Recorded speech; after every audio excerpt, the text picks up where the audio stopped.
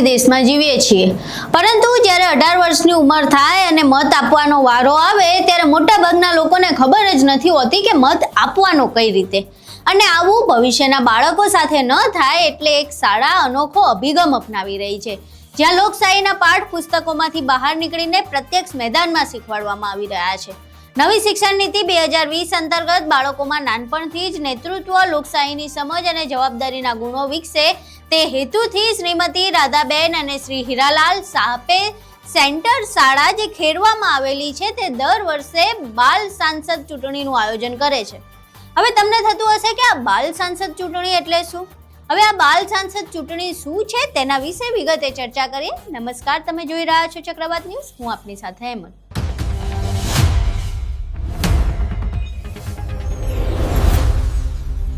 બાલ સાંસદ ચૂંટણી આ કોઈ સામાન્ય ચૂંટણી નહોતી, પણ દેશની સંસદની ચૂંટણી જેવો જ માહોલ અહીં જોવા મળ્યો હતો.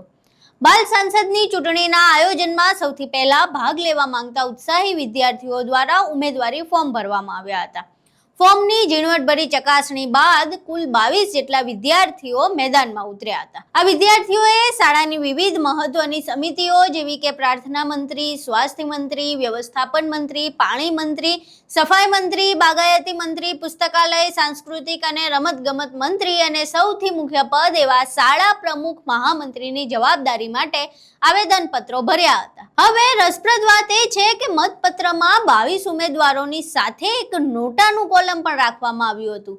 ઉમેદવારોને ખાસ ચૂંટણી ચિહ્ન પણ ફાળવવામાં આવ્યા હતા અને ત્યારબાદ ધોરણ 5 થી 8ના વર્ગોમાં ઉમેદવારોએ જોરશોરથી પ્રચાર પ્રસાર કરીને વાતાવરણને રોમાંચક બનાવી દીધું હતું. પ્રચારના પડઘમ શાંત થયા બાદ શાળાના ગુરુજનો અને વિદ્યાર્થીઓએ સાથે મળીને એક આદર્શ ચૂંટણી બૂથ તૈયાર કર્યું.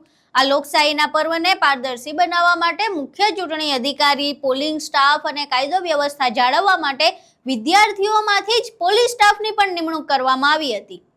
ત્યારબાદ શરૂ થઈ અસલી કસોટી.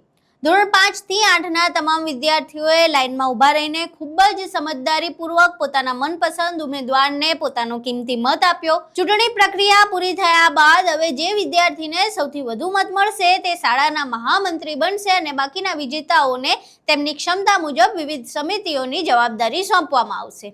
અહીં બાલ સાંસદ ચૂંટણીના એ દ્રશ્યો જોઈએ જેમાં વિધિવત રીતે આ તમામ પ્રક્રિયા કરવામાં આવી રહી છે અને જે વિદ્યાર્થીઓ છે એ હકીકતમાં ચૂંટણી પ્રક્રિયામાં કેવી રીતે મત આપવામાં આવે છે અને આખી ચૂંટણી પ્રક્રિયા કઈ રીતે યોજાય છે તેની શીખ મેળવી રહ્યા છે.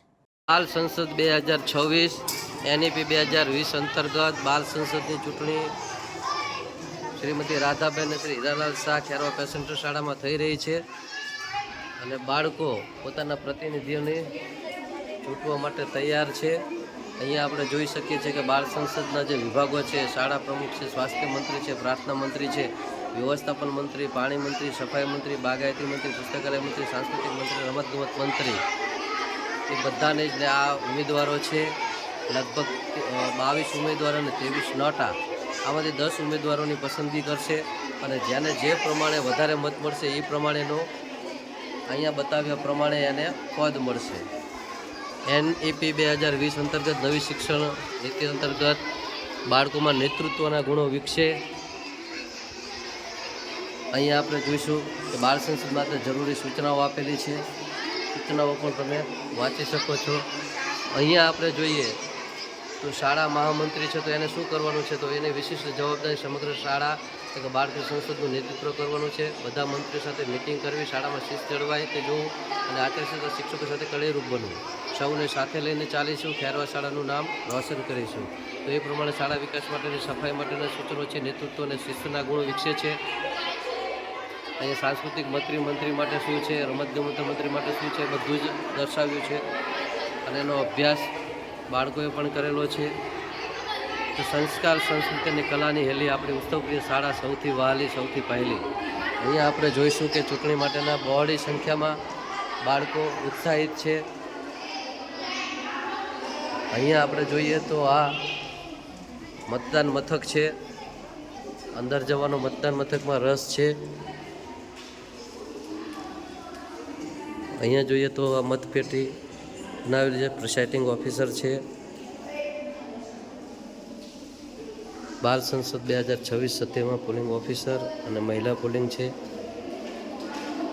એ મત કુટીરમાં મત આપી રહ્યા છે, કારણ કે મત ગુપ્ત હોય છે એટલે આપણે ત્યાં નજીક ન જઈ શકીએ. ખૂબ જ ઉત્સાહ જોવા મળી રહ્યો છે બાળકોમાં.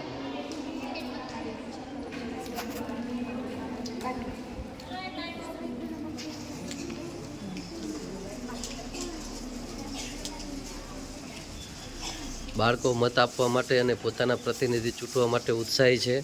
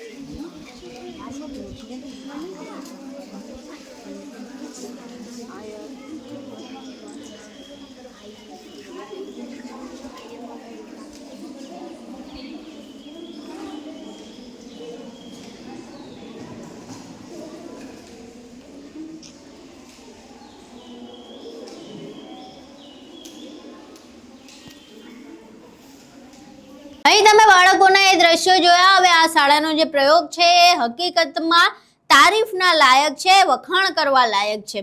બાલ સંસદની આ ચૂંટણી પ્રક્રિયા દ્વારા બાળકોને દેશની સંસદ કેવી રીતે કામ કરે છે તેનો પ્રત્યક્ષ અનુભવ મળ્યો. આનાથી વિદ્યાર્થીઓમાં રહેલી જે લઘુતા ગ્રંથિઓ હોય છે તે દૂર થાય છે, તેમનામાં એકતા, નિર્ણય શક્તિ અને નેતૃત્વના ગુણોનો વિકાસ થાય છે અને જે પુસ્તકીય જ્ઞાન છે તેની સાથે વ્યવહારુ જ્ઞાન મળે છે. ને હકીકતમાં જ્યારે ભવિષ્યમાં મત આપવાનો થાય ત્યારે તેમને નવું નથી લાગતું, અજુગતું નથી લાગતું કે કેવી રીતે મત આપવા, કોને પૂછવું, કેવી રીતે જ રહેવું. આ તમામ બાબતો તેમને શાળામાં પ્રેક્ટિકલ રીતે જ જાણવા મળી જાય છે. હવે તમે અહીં આખી પ્રક્રિયા જોઈ. આ પ્રક્રિયા તમને કેવી લાગી અને બાલ સાંસદના વિચાર વિશે તમારું શું માનવું છે? તમારા મંતવ્ય અમને કોમેન્ટ બોક્સમાં જરૂર જણાવજો. વિડીયો પસંદ આવ્યો હોય તો વિડીયોને લાઇક કરજો, શેર કરજો અને અમારી ચેનલને સબસ્ક્રાઇબ કરવાનું ભૂલશો નહીં. નમસ્કાર.